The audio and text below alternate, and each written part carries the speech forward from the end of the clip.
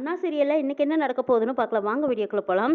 ஏன்னா என் கூடவே இத்தனை வருஷமா இருக்கிற என்னை பார்த்தா பொம்பளை பொறுக்கி மாதிரியே இருக்குன்னு சொல்லி சாத்துன்னு சாத்துறாங்க சவுந்தரபாண்டி. கான்ஸ்டபிள் மூப்பனார் வந்துட்டு என்ன சத்தம்னு கேட்குறாங்க. இது எங்களுக்குள்ள இருக்கிற விவகாரம்னு சொல்றாங்க. ஸ்டேஷனுக்குள்ள வந்துட்டா ஒழுக்கமா இருக்கணும் சர்வால், இல்லைன்னா தனித்தனியாக அடைச்சு வச்சிருவாங்கிறாங்க. இது என்ன 5 ஸ்டார் ஹோட்டலா? 300 ரூம் இருக்கிறதுக்கு இருக்கிறதே 1 லாக் கப்பு. இதில் கொண்டு தனித்தனியாக எங்க அடைப்பீன்னு கேட்குறாங்க. ஆமா சர்வால், இதோ பக்கத்தில் இருக்குது டாய்லெட், அதில் ஒருத்தர் அடைச்சு வச்சிருவாங்கிறாங்க மூப்பனார். என்ன சர்வால் பேச்சு மூச்சிங்கானா தனித்தனியாக அடைக்கட்டுமான்னு கேட்குறாங்க. இப்போ என்ன உனக்கு சண்டை சச்சரவு வரக்கூடாது, அவ்வளவுதானே, வராது போங்கிறாங்க சவுந்தரபாண்டி. சர்வால், எல்லாத்துக்கும் சனி பிடிச்சா திருநள்ளாறு போவாங்க, நீங்க சனியை கையிலேயே பிடிச்சிட்டு இருந்தா இதுதான் கதின்னு சொல்லிட்டு போறாங்க. இல்லை எப்பவோ எவங்கடியோ சொன்ன டைலாக் இப்போ இவன் எனக்கே சொல்லிட்டு போறானே, எல்லாம் உன்னாலதான் அப்படின்னு மறுபடியும் சனியனை போட்டு சாத்துறாங்க. சண்முக வீட்டில் எல்லாரும் கூடி நின்று சாமி கும்பிட்டு இருக்கிறாங்க. எவ்வளவோ சோதனைகளை சந்திச்சு இப்பதான் குடும்பமே எல்லாரும் சந்தோஷமா இங்க நிக்கிறோம். இது எல்லாத்துக்கும் காரணம் நீதான்ப்பான்னு சொல்லி வேண்டிக்கிட்டு இருக்கிறாங்க சண்முகம். சரி எல்லாரும் சாமி கும்பிட்டாச்சல்ல, வாங்க சீக்கிரம் சாப்பிடலாம் வாங்கன்னு கூப்பிடுறாங்க எஸ்கி. வாசனை தூக்குதே, இன்னைக்கு நீயா சமைச்சின்னு கேட்குறாங்க வைகுண்டம். ஆமாம், நான் இருக்கும்போது நான் தானே சமைப்பேன், எல்லாரும் வாங்கங்கிறாங்க. அக்கா நீ சமைக்க ஆரம்பித்த போதே எனக்கு பசியும் ஆரம்பமாயிடுச்சுங்கிறாங்க.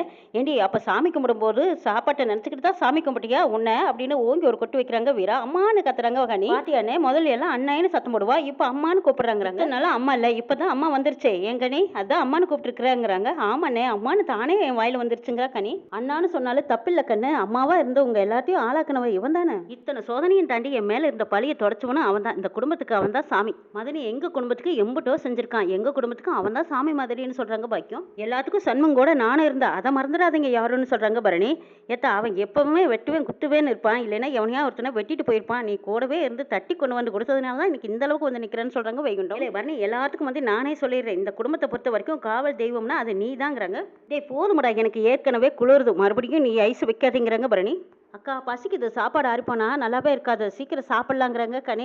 ஆமாம்மா, விட்டா கனி கிடைச்சதை கடிச்சு வச்சிருவா, வாங்க போய் எல்லாரும் சாப்பிடலான்னு கூப்பிடுறாங்க வீரா. ஸ்டேஷன்ல முத்துப்பாண்டி சோகமாக வந்திருக்காங்க. சார்பால் நீங்க பசி தாங்க மாட்டீங்க, நான் போய் உங்களுக்கு டீ கீது ஏதாவது வாங்கிட்டு வரட்டுமான்னு மூப்பினார் கேட்குறாங்க. எனக்கு பசி இல்லை, எதுவும் வேண்டாம் போங்கிறாங்க. சார்பால் நீங்க இப்படி கலங்கி போய் கொண்டு நான் பார்த்ததே இல்லை, என்ன இருந்தாலும் அவர் உங்க பெத்தவர் தான், ஒரு அதிகாரியா இருந்து என்ன பண்ணணுமோ அதை தான் நீங்க எடுத்திருக்கீங்க, இதுல தப்பு இல்லைங்கிறாங்க மூப்பனா. இல்லையா உனக்கு தெரியாது, சின்ன வயசுல இருந்து நான் எது கேட்டாலும் எனக்குன்னு செஞ்சு கொடுத்துருவாரு, இப்போ எனக்கு மனசு வலிக்குது, பார்க்கறதுக்கு கஷ்டமா இருக்குதுங்கிறாங்க முத்துப்பாண்டி. ஆனாலும் அவர் தப்பு பண்ணியிருக்காரு, என்னையா பண்றதுங்கிறாங்க. நானு தான் தப்பு பண்ணினேன், தப்பு பண்ணும்போதெல்லாம் வேண்டாப்பான்னு நானும் எடுத்து சொல்லியிருக்கணும், சொல்லாமல் விட்டதும் என் தப்பு தானுங்கிறாங்க. ஆனால் சட்ட பாசத்தையெல்லாம் பார்க்காதே, அந்த சனியன் தான் ஊருக்கே முன்னாடி எல்லாரும் முன்னாடியும் வாக்குமூலம் கொடுத்துட்டாரு, இனி ஒன்றும் பண்ண முடியாதுங்கிறாங்க மூப்பனா. என்ன செய்யறது நினைக்கும் போது வேதனையாக இருக்குதுங்கிறாங்க. அதுக்காக உடம்ப போட்டு வருத்திக்க முடியுமா? உங்கள் வயிற்ற காயப்படாதீங்க, நான் டீயும் மண்ணு வாங்கிட்டு வரேங்கிறாங்க. அதையாவது நீங்கள் சாப்பிடுங்கிறாங்க. அதெல்லாம் ஒன்றும் வேண்டாயா, எனக்கு பசி இல்லை, நான் ஒரு நேரம் பட்டினி கிடந்தாலும் அந்த மனசை தாங்க மாட்டார், ஆனால் இன்னைக்கு அவரை உள்ளே வச்சு போட்டி இருக்கிற, அவரை வச்சுக்கிட்டு நான் எப்படி சாப்பிடுவேன்னு அழுகிறாங்க முத்துப்பாண்டி. சண்முக வீட்டில் எல்லாரும் சாப்பிடலான்னு உட்காந்துருக்காங்க. சூடாமணி பக்கத்தில் போய் வீராவும் கனியும் சண்டை போட்டுக்கிறாங்க. நான் தான் அம்மா பக்கம் கோருவேன்னு.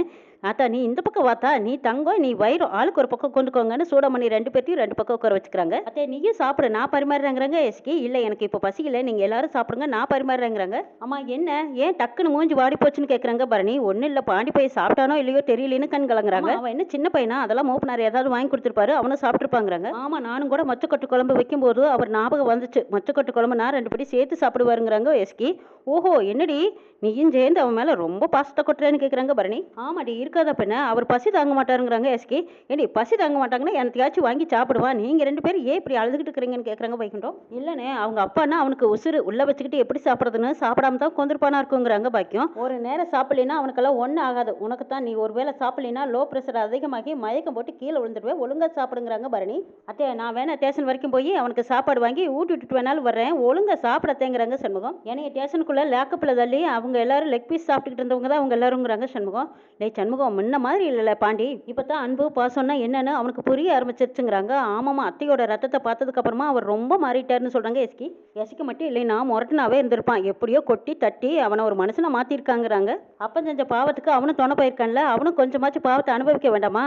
அத்தை எல்லாரும் உட்காந்து சந்தோஷமா சாப்பிட்ற நேரத்தில் இப்போ எதுக்கு அதையெல்லாம் பேசி கண்ணை கசக்கிட்டு முதல்ல அத்தைக்கு சாப்பாட்டை போடு, எல்லாரும் சந்தோஷமா சாப்பிடலாங்கிறாங்க சண்முகம்.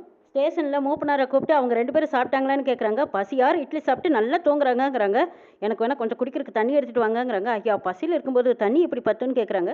வேணா சாப்பிட்றதுக்கு பிஸ்கட் வாங்கி வச்சிருக்கேன், அதை எடுத்துட்டு வரட்டுமாங்கிறாங்க. அதெல்லாம் ஒன்றும் வேண்டாம், தண்ணி மட்டும் போதுங்கிறாங்க. எஸ்கியும் பாக்கியமும் சாப்பாடு எடுத்துகிட்டு வந்திருக்காங்க. பசிக்கு தண்ணி குடிச்சா உறக்கந்தான் வருமானு கேட்குறாங்க எஸ்கி. சாப்பாடு எடுத்துகிட்டு வந்திருக்கோம் சாப்பிடுங்கங்கிறாங்க. ஏய் வேண்டான்னு சொன்னால் ஒரு தடவை சொன்னால் கேட்க மாட்டியான்னு முறைக்கிறாங்க.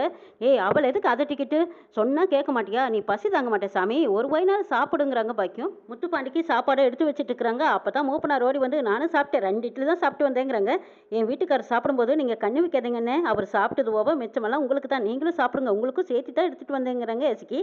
ஆஹா எஸ்கின்னா எஸ்கி தான், சரிம்மா நானும் வெளியில் வெயிட் பண்ணுறேன்னு மூப்பனார் போய் வெயிட் பண்ணிட்டு இருக்காங்க. முத்துப்பாண்டி சாப்பிட்டு முடிச்சதும் கை கழுவ வெளியில் போகிறாங்க. மூப்பனார் என்னாச்சு, இந்தாங்க டிஃபனில் சாப்பாடு இருக்குது, நீங்கள் சாப்பிட்டு அதை கழுவ வேண்டாம், டிஃபனை கொடுங்க, நான் வீட்டில் போய் கழுவிக்கிறேன்னு சொல்லி கொடுக்குறாங்க எஸ்கி. முத்துப்பாண்டி சண்முகத்தையே பார்த்துட்டு இருக்கிறாங்க. லேட் ஆயிடுச்சல்ல, எங்களை தனியாக அனுப்பக்கூடாதுன்னு தான் எங்கள் அண்ணன் கூட வந்திருக்குங்கிறாங்க எஸ்கி. டேய் பாண்டி உன் மேலே எல்லாத்துக்கும் பாசம் இருக்குதுடா. பாண்டி காலையில் வீட்டுக்கு போய் இவ டிஃபன் கொண்டு வருவா, சிவபாலன் உனக்கு காப்பி போட்டு கொடுத்துருவாங்கிறாங்க பாக்கியம். இவங்க பேச்சு சத்தம் கேட்டு சமுத்திரபாண்டியும் சனியன்னு எழுந்திரிச்சு பார்க்குறாங்க. பாக்கியத்துக்கு மனசு கேட்காது, அதுதான் என்னை பார்க்க வந்திருக்கா.